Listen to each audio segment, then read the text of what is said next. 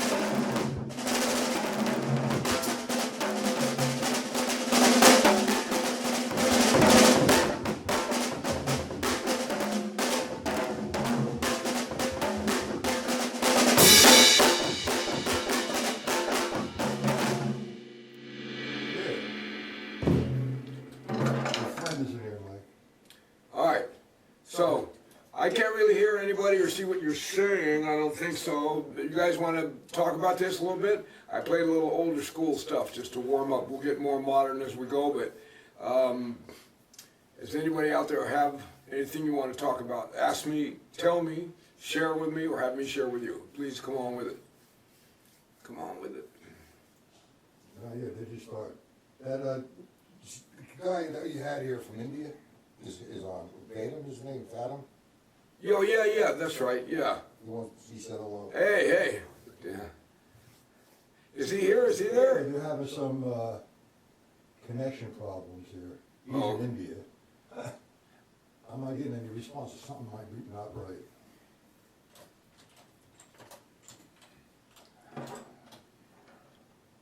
I don't know what's going on. Nobody's responding. Having to connect. Okay, well, shall I play a little more? Yeah, just have fun. Play a little funk, whatever you want to do. Okay, I'm just going to play a little bit.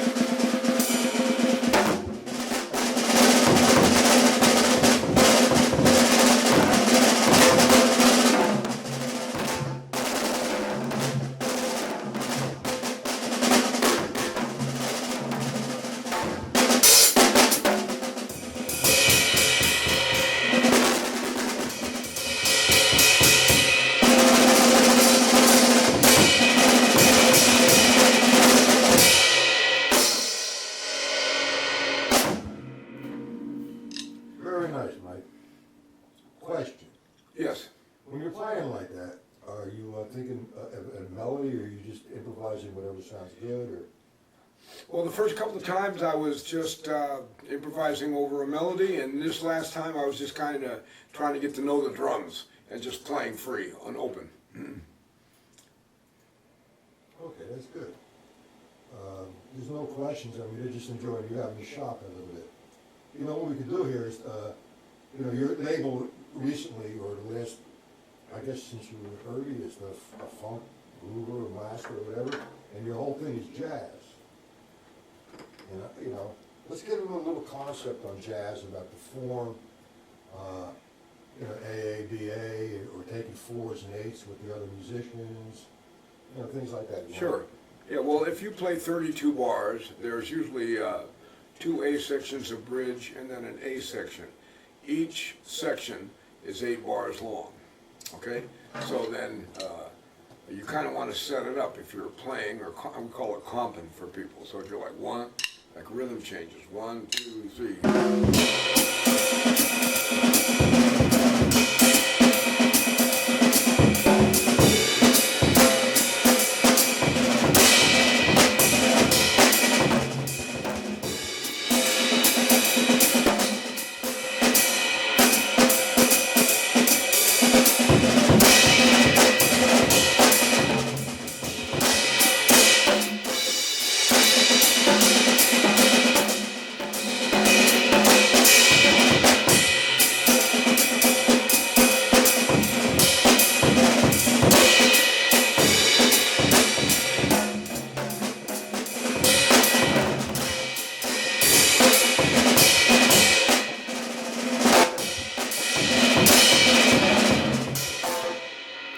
Okay, so that was it. That was 32 bars. I mark off each section so that the band will know where I am. If you're playing blues, you play 12 bars, or if somebody writes it, whatever the amount of bars that are in the tune and whatever sections are in the tune, that's called the form of the tune. And when you play with the band, you play that.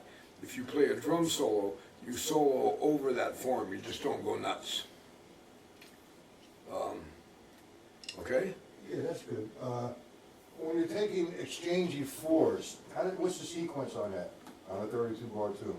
Is that like, where are you taking the 4s? Is 4, 4, 4, and 4? Goes through the whole structure of the tune? Yeah, through the whole structure. One guy plays 4, I play 4, the other guy plays 4, and so forth and so on until you're back up to the top of the tune.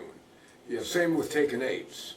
So you know, when people say you're playing the melody, it doesn't mean that it can mean that you play the melody with the tom-toms and all of this and play the exact song, but it usually means you're playing to the changes of the song. So you're not just playing drums, you're playing the actual changes, you know. Not like you would on a piano, but you know, that's the amount of space that's going by, and those are the colors that you're using. So it takes a while to really understand that. I mean, a professional guy would understand that right away, but if you're on your way to learning how to do this, then it's much more than they play 4 bars and you play 4 bars. It's the same as when I said earlier about soloing. You're playing the length of the tune. Same with taking 4s or taking 8s, you know. That answers it. There's another question here. This guy's pretty good with the questions. When comping, do you sing internally, I guess, the melody, or counting bars? Now, who counts? I mean, you know. Yeah, no, I do not count, and I don't sing the melody, but I know most of the standard tunes and a hell of a lot of the jazz tunes, so I have that in my head, but I can hear everybody else playing the tune, so I know where we are in the tune. But so no, I'm not singing the melody, but I you know, if you know the song, then you know the melody, and if you're just learning the song and reading, well, then you're seeing it and you internalize it quite quickly. So, but I'm not like singing anything or anything like that. I'm at this point I'm way past that now. But I'm not saying that egotistically. It's just that experientially I'm way past that. But if you have to do that to get you through the tune, then do it, and it will eventually. It's like learning how to ride a bike or drive a stick shift. Eventually, it will be second nature to you. It's like when you do the straight ahead tunes over and over again for a long period of time, they become internalized. You know what's going on. Yeah. But you know, with this comping too, I think the comping is misunderstood a lot. You're backing up a soloist, but yet you're improvising, plus you are complimenting and having a conversation with him throughout the melody. You know, the word compliment, a lot of guys just think it's, you are the background. And I don't agree with that. No, it's like, well, if I'm playing more of a bebop style and I'm comping, in other words, I would use different vehicles to comp. If I'm playing older style, I play very straight ahead, sort of like this.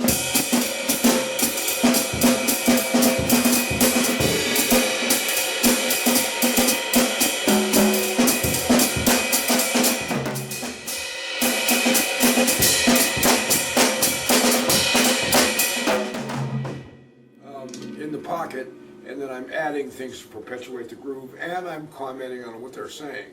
If I play a more modern style, then I would be like.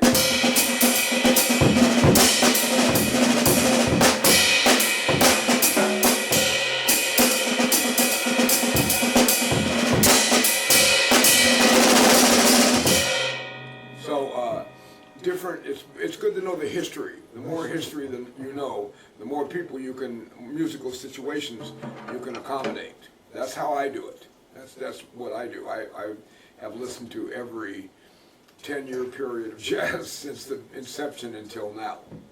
Well, see, a lot of guys think they get all of that from a book.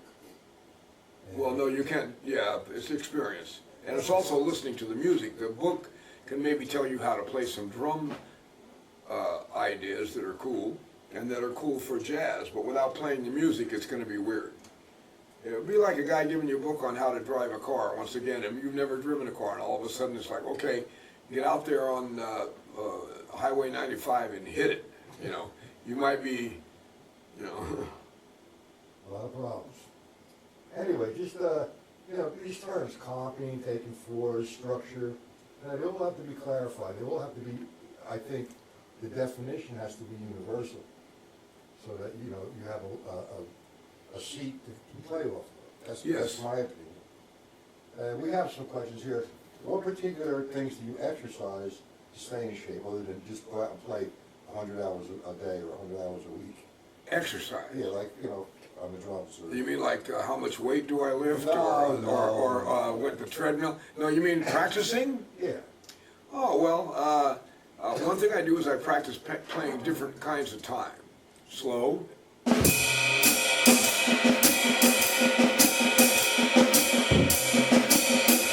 know, really coming from behind but pushing forward. Medium.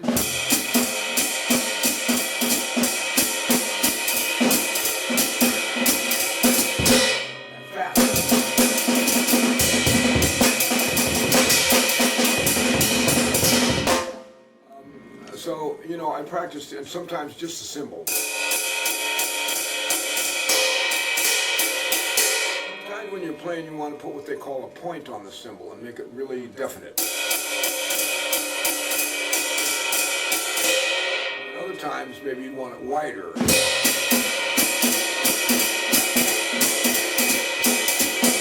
More laid back. And depending on the groove, depending on the intent of the band leader or the piece of music that you're playing, especially the piece of music, which direction it goes in or the band feels it wants to go in. As far as drumming technique, I practice this, you know, all kinds of combinations, paradiddles, configurations, single strokes, double strokes, the same that everybody does, you know. But at this point in my career, rather than practice as fast as I can, I practice how to apply all this stuff in time and in the music so that it means something. Because if you can't really make the band sound good, you'll never get to the drum solo. So, you know, my humble opinion. Well, that's the right opinion, I think. That's my opinion as well. And you have to make the band cook, or you have to compliment the band, or they're going to get somebody else to help compliment each other. That's my opinion. But Mike, how long have you been playing? Since I was 4. Yeah, I started when I was 4, so it's been about 3 years now. I thought you were a little older than that. Not much. Not you know, in certain areas. Okay, well, this guy's having problems with his computer. He's an idiot. That's your Okay. That's okay. He has to leave. He's getting shuddering.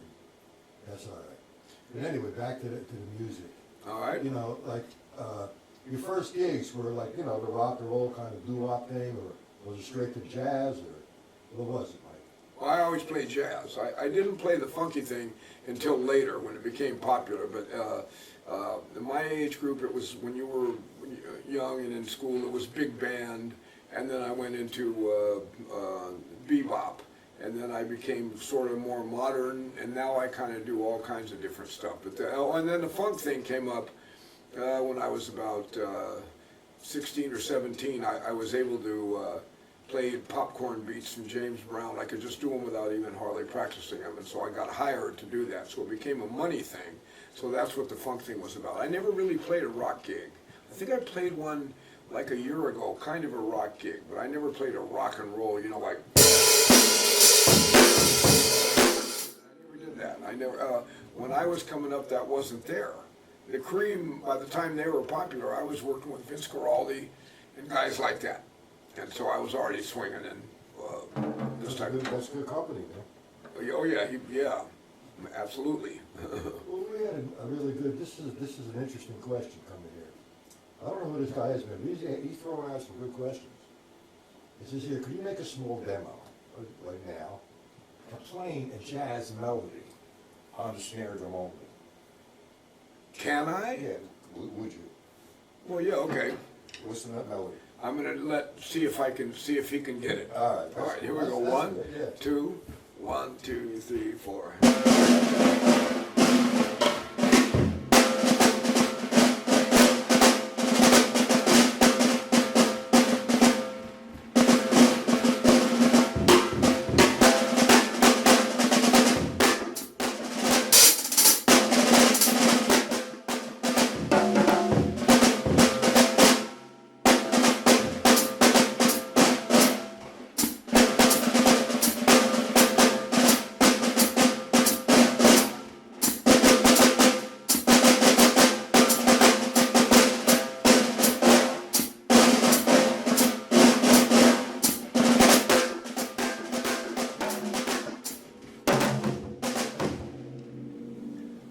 $10 million, what was the name of that tune? Shorty Bread. Did he get it? It was a Shorty Bread. Huh? What was it? Lullaby of Birdland. Oh, okay. He got it. Very good. All right. No. I was gonna have to get that checkbook out for 10 mil, huh? That's right. It'll be only returned. Right? Yeah, I can make it. Yeah, it's cool, it's cool. That was good. Did you understand that, gentlemen? I was thinking someplace else. Something crept in there. Lullaby Birdland was the name of the tune.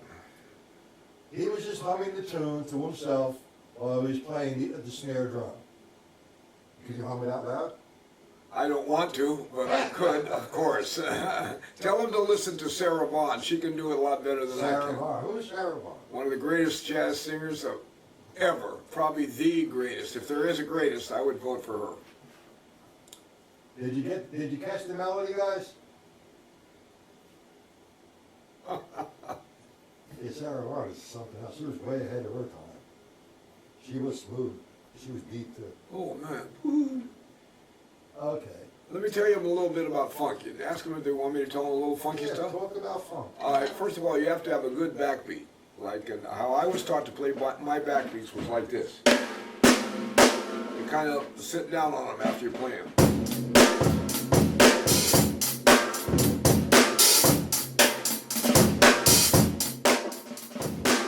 So I'm not like.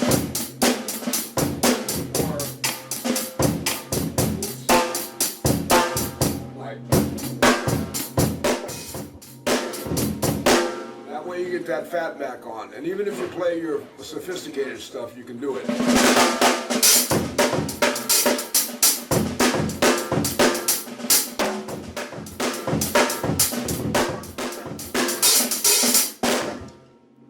Okay? When you So say that.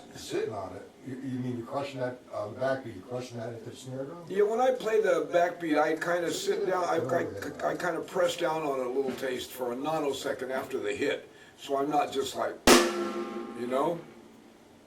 Let's try that one. I already gave you one view. Let's do a review we got going on. Let's make us see that better. Do that crush it into the bass drum. I mean, to the What is it now? when you were laying down on the 2 and 4 back then? Yeah.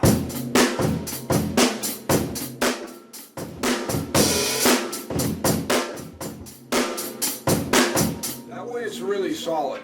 I don't care if the bass player is in front of me, behind me, or in the next car. It doesn't matter with a backbeat like that. I was shown that when I was young and it served me well. And I can play it to my sophisticated kind of busy funk or real simple funk. It doesn't matter. Did you guys follow me on that? Yeah, they did. Okay, cool. I see what view they like. Oh, man. Talk about that bass player that you used to with Herbie. What's his name? I forgot his name. Paul Jackson? Yeah. Well, he was like a jazz bass player that ended up, he never pursued his jazz career, but when I met him, we played straight ahead. He played upright bass, and then he worked in a music store, so he brought home the electric bass, and one day he started playing it, and he played it exactly as he does on thrust. It was the same deal, straight up. I mean, he played just like that, and then he got real popular around Oakland for playing that style, and so I had something to go with it. So that's kind of how we did. That's kind of how him and I came to that musical conclusion we did. You know, we didn't put a lot of work into it. We were always trying to get jazz gigs. It's weird, you know. It's hard to explain.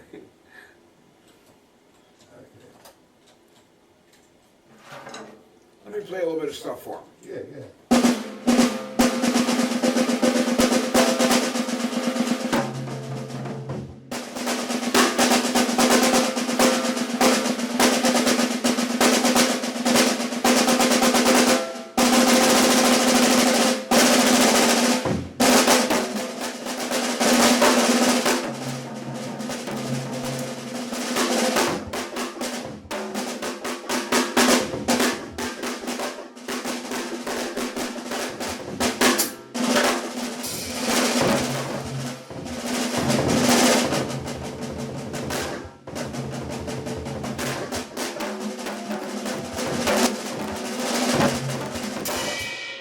Had an idea I wanted to talk about. I had to do all that to get to this idea. There was a time period when we didn't play. We played funk with no backbeat. See if you can get to this. I'll play, and people don't do this anymore, but it was a big deal at one point. 1,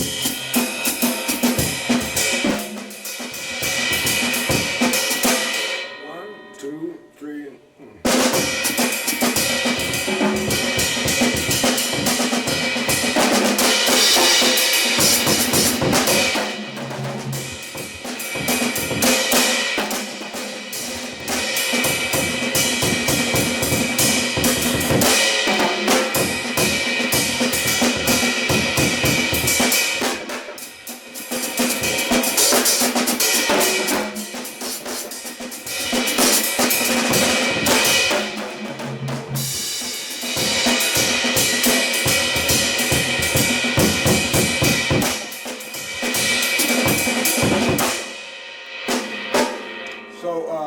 Jack DeJohnette played like that. Lenny White, I don't know whether they played these licks. I don't really steal anybody's licks. I kind of have my own, but it was that idea. Instead of just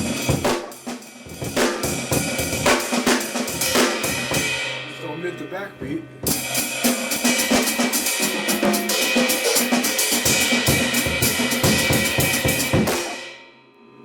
What do you think about that?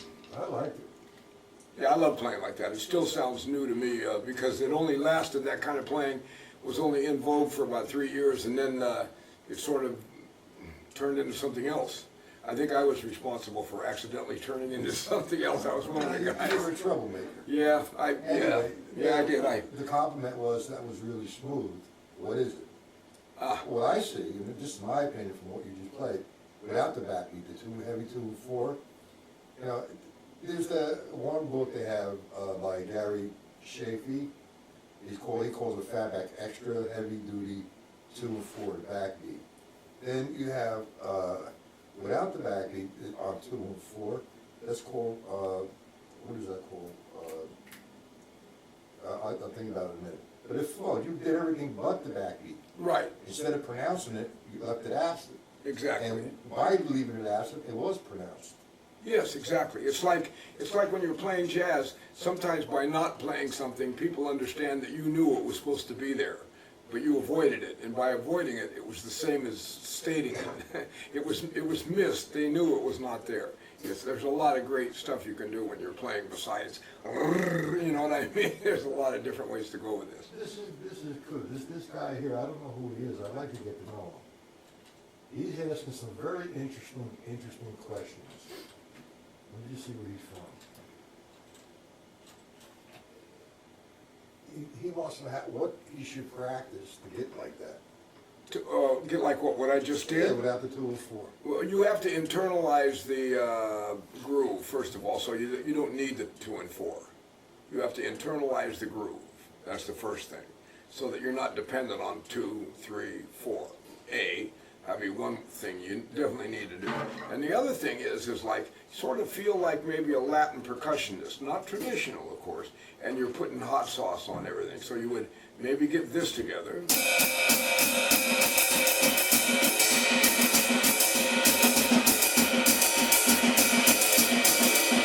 Then you can remove the hi-hat and just play the hi-hat when you want.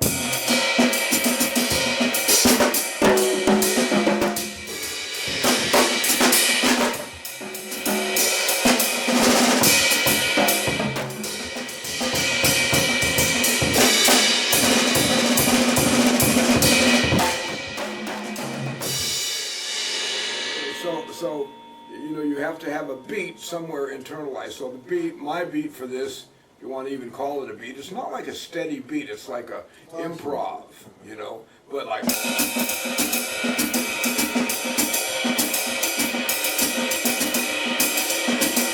I just play things off that sound right to me.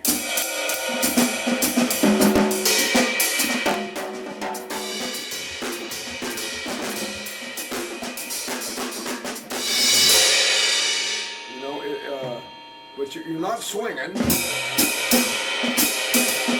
It ain't this either. So, and it's not this. So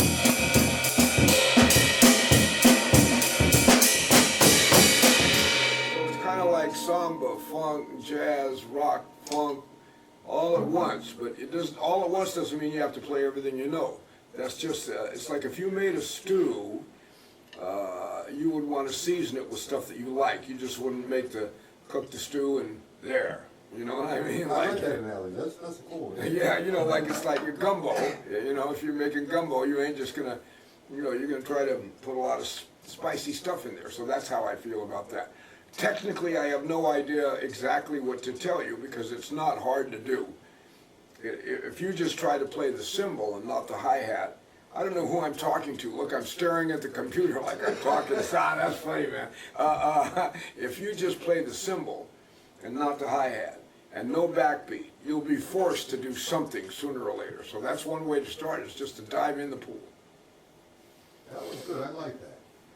I like that interpretation. That's just like, sitting at your drum set. What is your drums going to say to you now?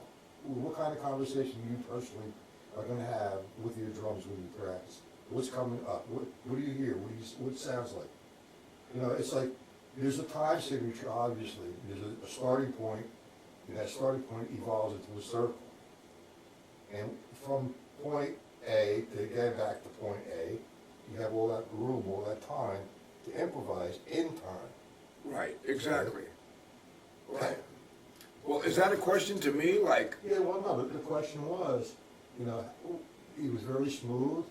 And what was your approach? You just gave him the answer to that, what you do, right? The thing is, it's very difficult on a computer to hear, you playing something like that and somebody not visible to you and you're trying to explain it because you don't know the reaction. Oh, they can't see me playing. They can see you playing, but oh, you okay. don't know, you can't see their reaction. Yeah, I can't see their reaction. I'm like, I'm staring at the screen like, hey, man, hey. You just sit down, when I practice, if you want to be the Sergeant Bilko when you practice. You want to be a sergeant or whatever.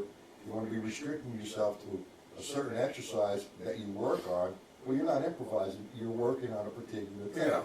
That particular thing that you just did there, I think is very creative. And if you're hearing it, whatever oh, that's good. That sounds cool. Let me try that again. and something evolves, and it's like giving birth to something over and over and over again. It's your conversation with the drums. Yeah, absolutely. Well, and you know, or you can pick a tune and play a groove like that, and have the tune in your mind, and that might give you something to do. You know. Does that help you out, guys? There's like a lot of delay on the computer too. Does that help you out, gentlemen? Okay, about a bass player, Mike. When you and a bass player were jamming, like when I came up to see you and Lenny White that time, that one kid, that bass player, I mean, he was smoking.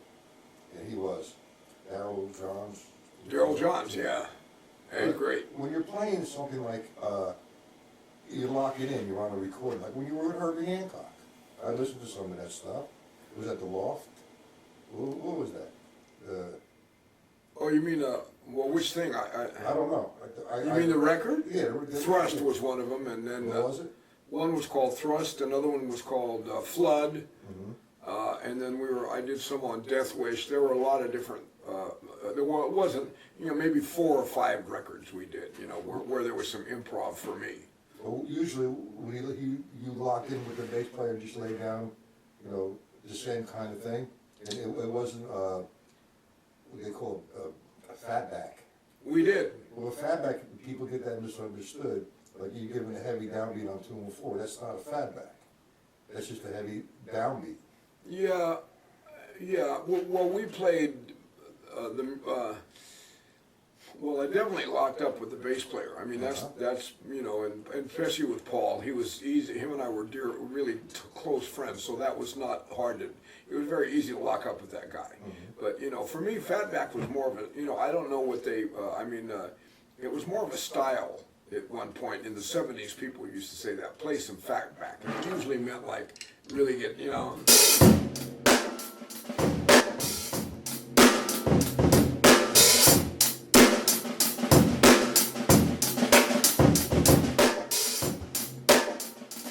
Anyway, you know, so. Yeah, well, that's how I interpret a fatback. It's that heavy backbeat on the 2 and 4. But I guess time changes. And today, when you play that and you call it a fatback, you have the fatback police knocking on your door. That's not a fatback. Oh, well, I haven't heard that term. In the world I'm in, we don't say that anymore. I stopped saying that in about 1972. Yeah. I haven't heard it since then, but it definitely does. Well, see, you were always coming back to that 2 and to the 4, or to the 1. Yeah. The way they interpret fatback today is you're not definite the 1. You're coming back maybe on the and of 1, just after the 1. Or, Okay. Or that kind of thing. That's what they consider a fatback. Who does a great job with that, playing that is Dennis Chambers. I mean, and the guy's funky, man. Yeah, he's funky. There's no doubt. There's no doubt about that. And that and much more, he is. That's the first time I met you, as a matter of fact, Mike. I hit one of his clinics. Oh, at Dennis's clinic. I remember that. Yeah. What is the ECM? Wait. What is ECM style of playing? What is that? Well, that's kind of ECM is a record company. Oh, okay. Run by a guy named Manfred Eicher, and they played very loose, creative music that you weren't necessarily, depending on what was written and who was playing and what they wanted played, you weren't necessarily held accountable for the 1, 2, 3, 4. But many times you were. I mean, it was all up to whoever the leader was. But sometimes it would be swing with an 8th note feel, such as this.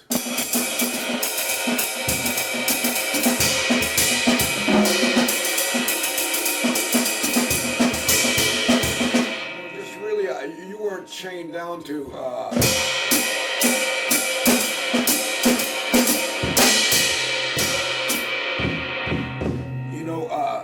It was considered modern in the late 60s and the 70s. Miroslav Vitos, Jan Christensen, or Christian, was a Christensen, yeah, was a drummer. Jack DeJohnette did a lot of records for them.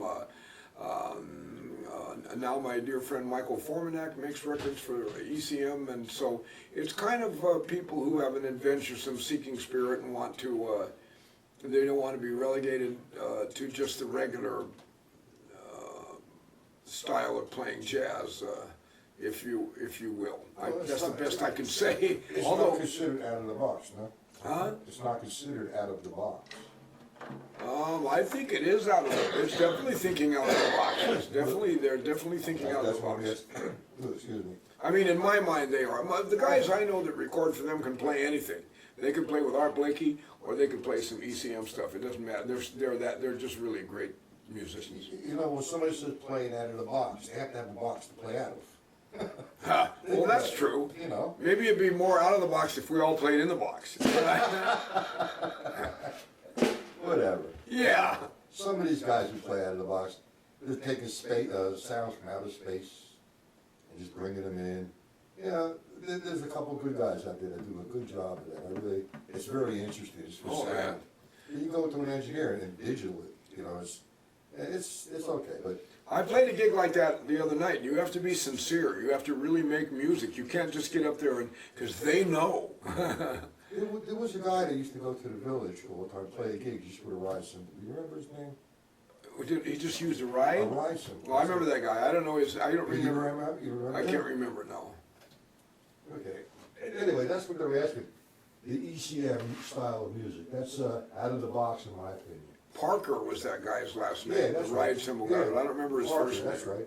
Yeah, something Parker. Leon Parker. Leon, yeah. Yeah, he's a good drummer, man. Yeah, very good drummer. He probably couldn't. pay the I was piano. gonna follow him. I was gonna just show up with a spring from a baseball. Okay. Any more questions, gentlemen? Well, I might just play and play and play. Will I get a cup of coffee or what? What's going on? Any more questions? I think you're too heavy for it, Mike. Oh, come on now. Yeah. Let's see. Questions, please? Counting to 3. Backwards. 100, 99. All right, I got something for him. Oh, yeah. Check this out.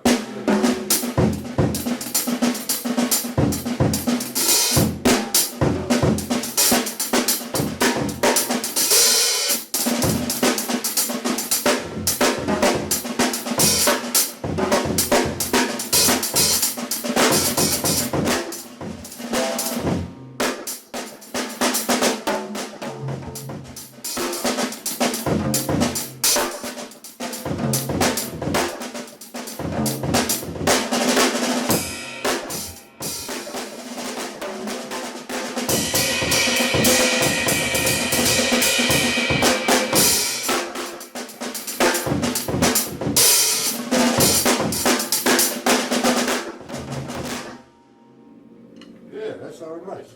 Yeah, a little four-way broken. But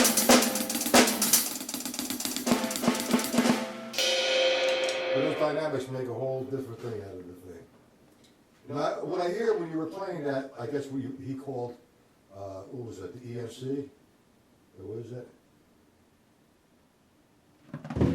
Open and straight jazz, straight ahead. The guy's from Greece, so he's doing a good job with the English language. Well, what is he saying? He says, what's the difference between straight ahead and open? Well, straight ahead to me would be like a lot of chord changes possibly, and really in the pocket.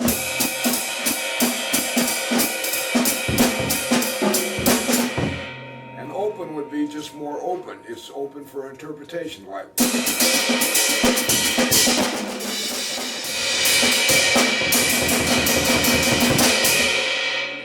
You have a lot of elbow room to speak with each other, you know? But it's definitely not this.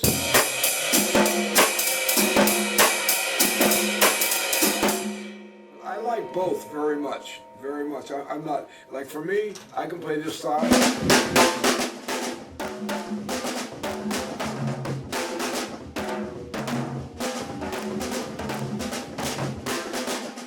Old school bebop, or I can play like modern, like.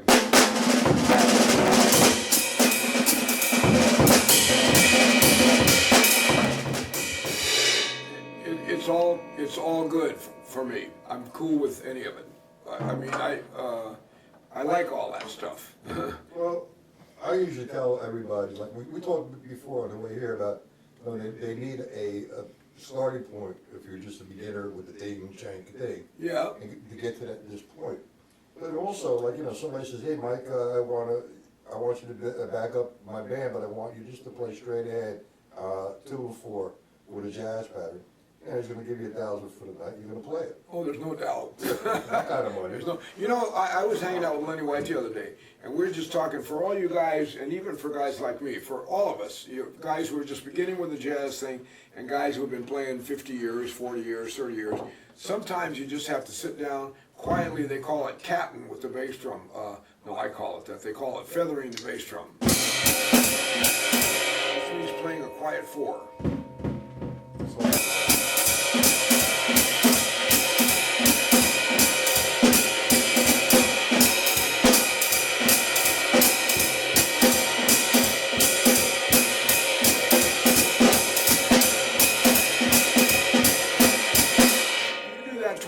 A day, and after a few months you'll have a good swing beat that's real definite, man. You know what I mean? And then when you add all this,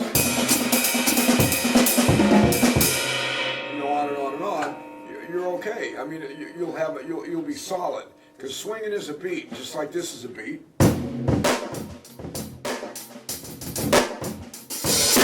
That's solid. This is solid too.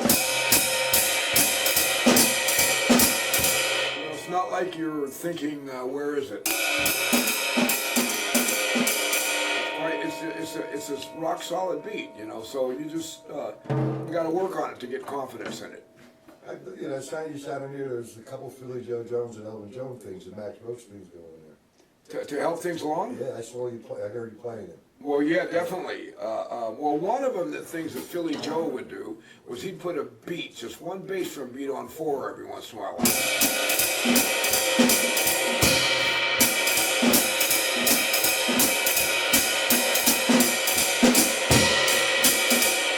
And not real loud and not real obvious. I kind of made it a little more obvious because I'm showing, but it's subtle.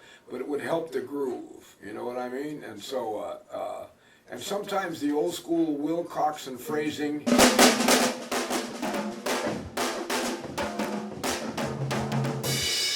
It's so funky, man, that all this mean nothing. You know what I mean? You know, like Philly Joe Jones. I just purchased his fake book. Somebody took a long time to transcribe all the solos. Woo. Yeah, I'll show it to you later. He loved the Charlie Wilcoxon attitude. Yes, he did. The 6/8. Yeah. And he swung the 6/8. Yes. And there's a lot of melodies in that. And, you know, let me go backwards here a little bit about the feathering the bass drum. You know, I get a lot of guys come, they play in a band that does cover tunes or whatever. They want to learn how to play jazz. And I teach them how to do the feathering the bass drum. Right.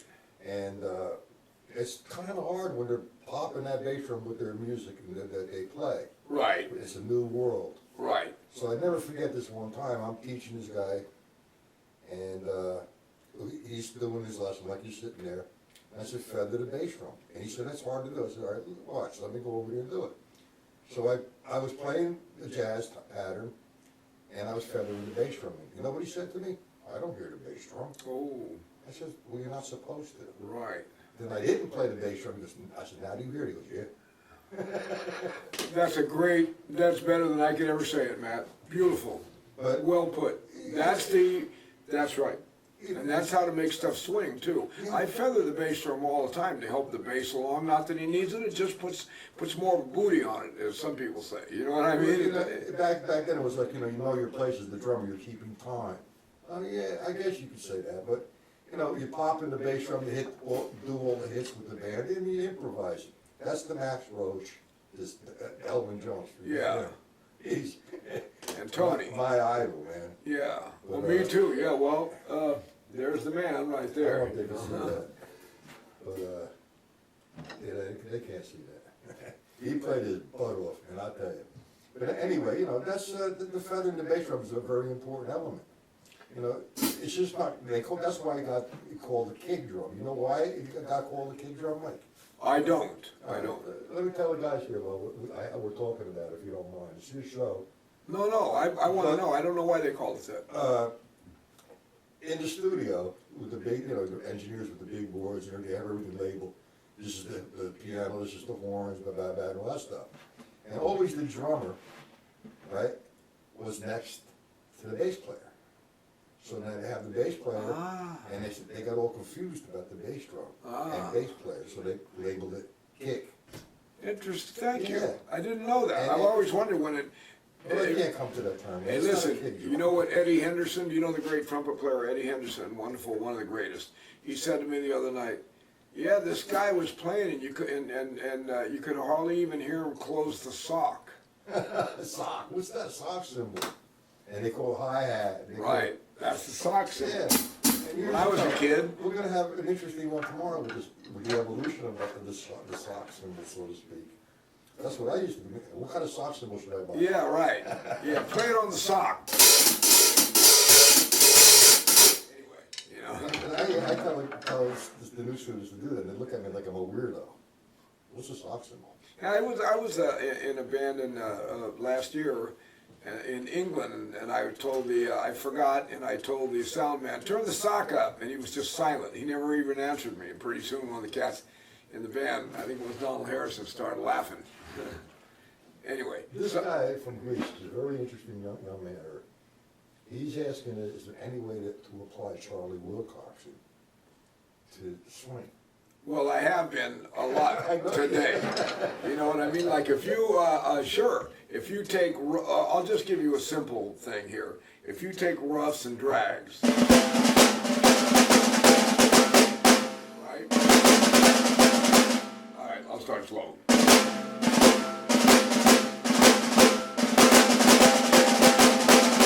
Well, then if you're like, wrong tempo, my bad, I'm getting kind of tired. Here we go.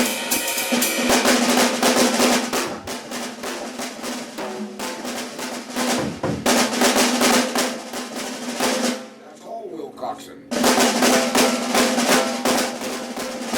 A lot of the times it sounded like in the olden days, in the older days, not olden days, it sounded like guys were doing this. I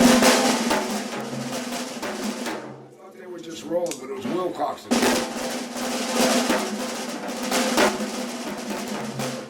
And later, it became great phrasing. I mean, really.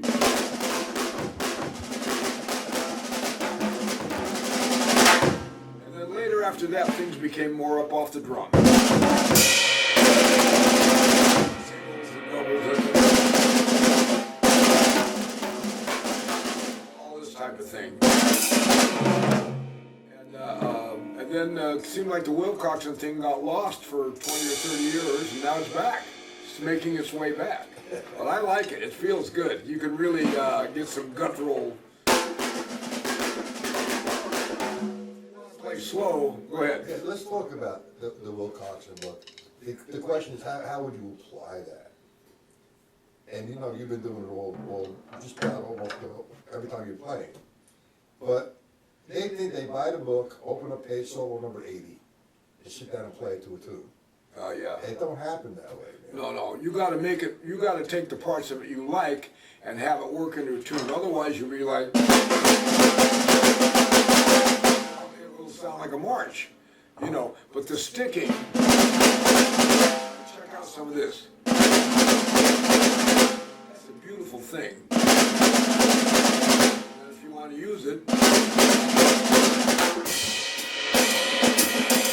know what I mean? It can mean something. I screwed that up. Sneak, you know. My opinion of it, you know, if you never did the Charlie Wilcoxon book, obviously you have to learn how to read and understand it. Take it as it's presented to you as a march, especially if it's the 6/8 marches, which is an actual 4/4 swing. Right, Okay? yeah. And the thing is, there is no one way to do that. That's that's where you come in with a good teacher. A good teacher is going to expose you to the mechanics, and like you're doing right now, Mike, is you're improvising something from one of the patterns that you might have picked up there. But you're not thinking any melody right now. No. That's the beauty of it, because now you're experimenting, Yeah. and you start to hear other things. Yes. And all you do is just grow and grow well. Yeah, you can turn, well, I think if you really want to know how this is applied, listen to Philly Joe Jones a lot. He was the master of the Wilcoxon thing. I put something on the drum to muffle a little bit so you can hear it. I'll just play a little bit here.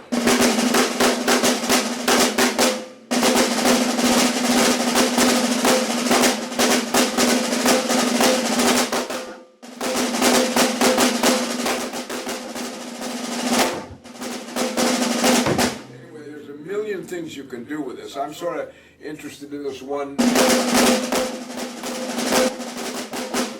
I don't know why it's got my head, but yeah, man. It's like let's look at paradiddles. This is not Wilcoxon, but let's look at swinging paradiddles. Paradiddle.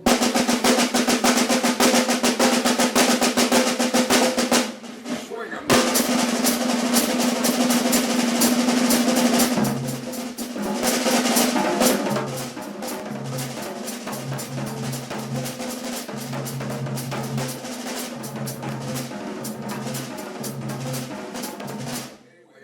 From Max Roach.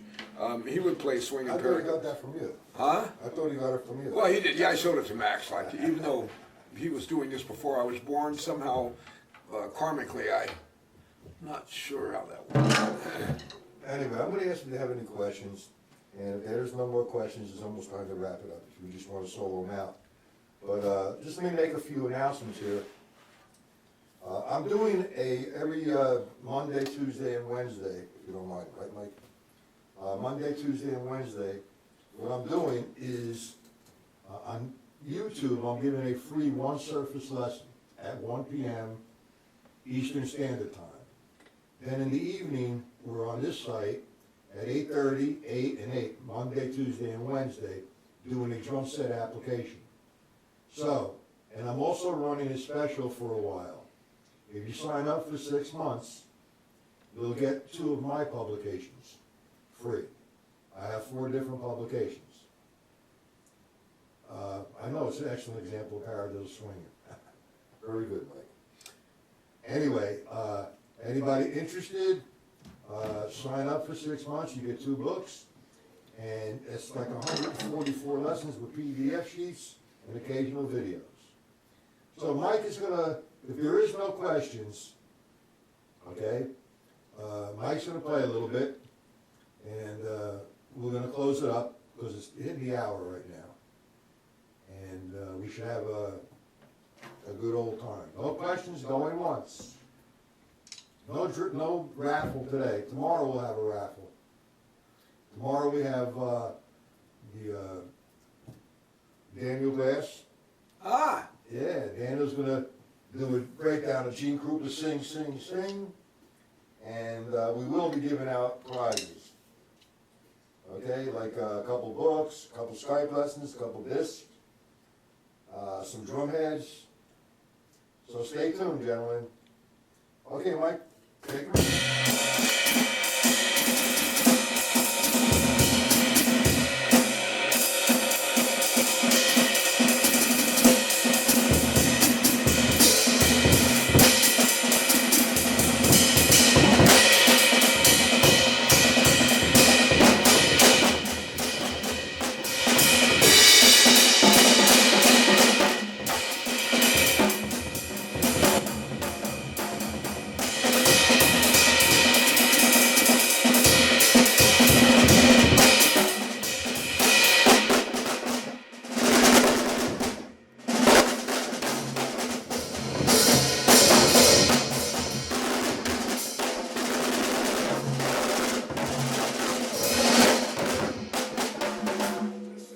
Gene Krupa.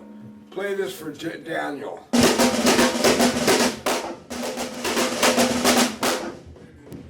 This is an actual Krupa.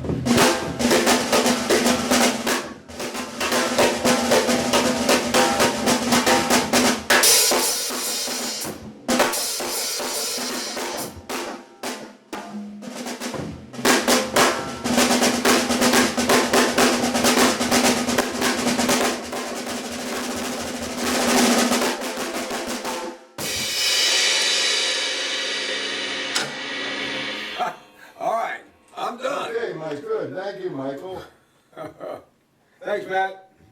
Thank you, we'll see you soon. Have a good day.